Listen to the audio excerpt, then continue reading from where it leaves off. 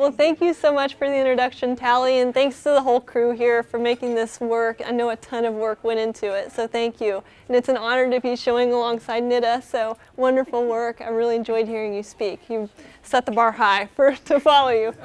But I thought I would just introduce my work and tell you a little bit about myself and where I'm coming from, because that's obviously what drives the work. And if you have any questions along the way, please feel free to ask.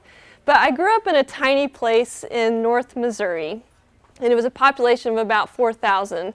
But we were the metroplex of the area, because I always say to people, like, we had the only grocery store in a 30-mile radius.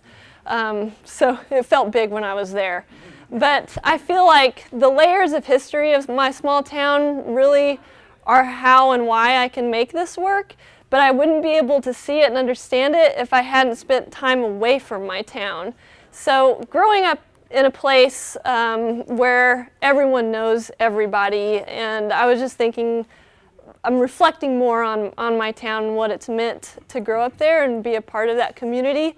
My family has lived in the area, both mother and father's side, since the mid-1800s.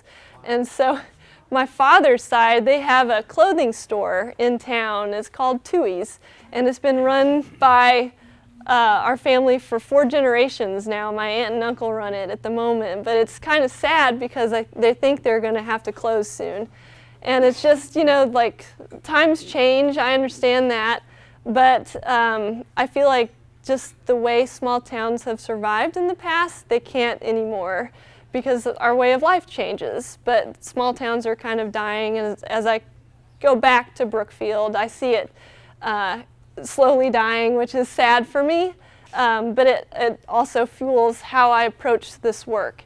So to kind of fast forward, after undergraduates, I went to a small liberal arts school in Missouri, and I went to school on a golf scholarship, and I just lucked into a place that had a really great art program too. Afterwards, I got accepted to the University of North Texas in Denton, where I went to study and got my painting drawing degree, and one of my professors, Vincent Falsetta, has come. Vincent, Martha, thank you so much for coming tonight. Integral part to why I'm doing what I'm doing. Thank you. Living in the Denton and Dallas area really blew me away, you know, because even just on campus, the population of students on campus was exponentially larger than any place I had ever lived. So I really had to learn how to get around, and coming from a place where I focused on landmarks to travel, I was turned around. I couldn't drive in Dallas at all. You know, it's like there are things that are mostly prefab. You know, the buildings and the structures are mostly prefabricated. So I couldn't really get my bearings. You know, like, what is the difference between this McDonald's and the one that's like 3 blocks away? I couldn't find myself. So I started to think about why I was experiencing the things the way I was, and I realized that structure played such an important role for me just in my life. And being away from Brookfield is the only way I could make this work, is because I could see it more critically, I guess, but with purpose. And I started investigating how structures can become a symbol for a region. You know, the Midwest, it feels very different than, I think, Texas. And then I started to kind of paint about it in a removed way, because I was still in Dallas, the area. I was looking to continue teaching, and I got hired at Missouri State University, where I'm a professor of painting and drawing now. And so when I moved back home, I was driving back through neighborhoods to get to my house, and I started to slowly realize I was painting more and more residential structures. And it's becoming much more about like specific identity as opposed to like a removed way of thinking of a region, where it was more like early on like structures like this, or like silos, grain bins, things like that.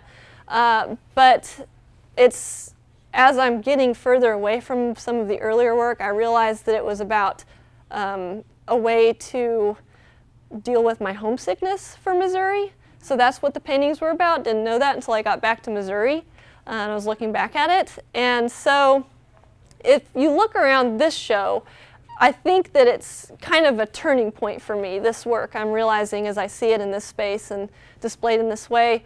I've now lived back in Missouri for, this will be my 8th year, and I think that I'm realizing I'm a visitor more so now than I thought I was, especially when I visit my folks up in North Missouri.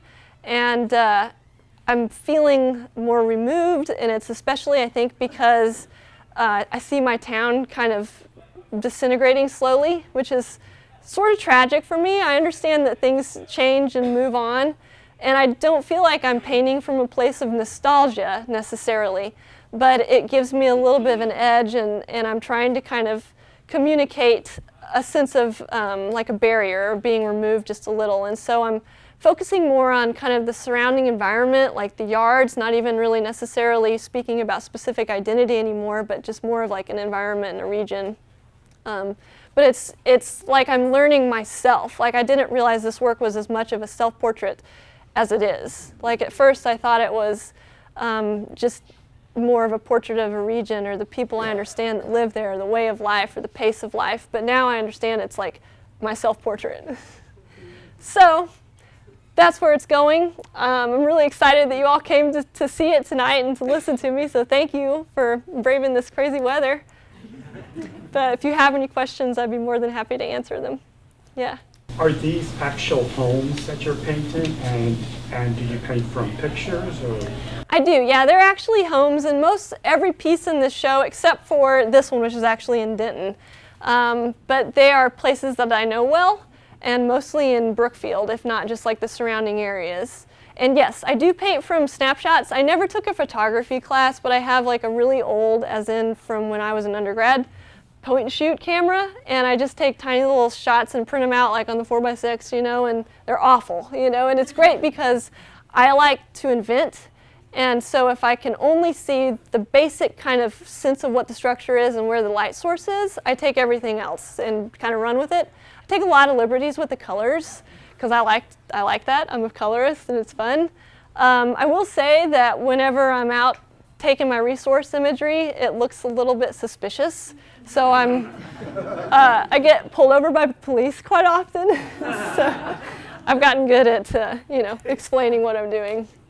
But it's another funny story if you got time for one more. I was in a town called Sparta, not too far from Springfield, and I was looking at a car wash. And the police came, you know, with the lights on and everything, and they're like, "What are you doing?" And I told them, and they're like, "Oh, okay, carry on. This is just a well-known meth lab, so we just thought I would check it." Okay, so anyways, that's where I live, yeah. Those 6 on that wall, yeah, they're Brookfield? Yes, those are all Brookfield. What's the story about them? Those are the last pieces I painted for the show, and that's kind of the direction. They're small because they're kind of like test runs for me, you know, but then I kind of fell in love with them. But that's where I see myself going, as opposed, you know, to like focusing on a structure, but more of like an environment, like the horizon line, you know, the yard, the grass, the trees, that kind of stuff. Yeah. There seems to me to be a respect in your drawings. How do people in Brookfield react to these paintings? You know, not many people have seen it in Brookfield, but it's interesting. My parents, when they look at it, they don't see it the way that I do, but they've always lived in Brookfield. So they don't have a sense of distance and understand that they're symbols, but they see them as like, oh, well, so-and-so lives there, or, you know, I know that street, or why would you paint that? Yeah. You're talking about the people in Brookfield, but there are no people in your work. Well, I see the buildings as the people, in a way. And also, like, there's indication of the people because, you know, like either the lights in the house, or a lot of times, like, I don't have any in this show, but I'll focus on the ground, like tracks through like wet parking lot or snow or something like that. So you'll see evidence of the people, just not necessarily. Or the TV series. Or the TV series, yeah. I like this. Sarah, thank you so much. Thank you all for coming. Thank you. Great.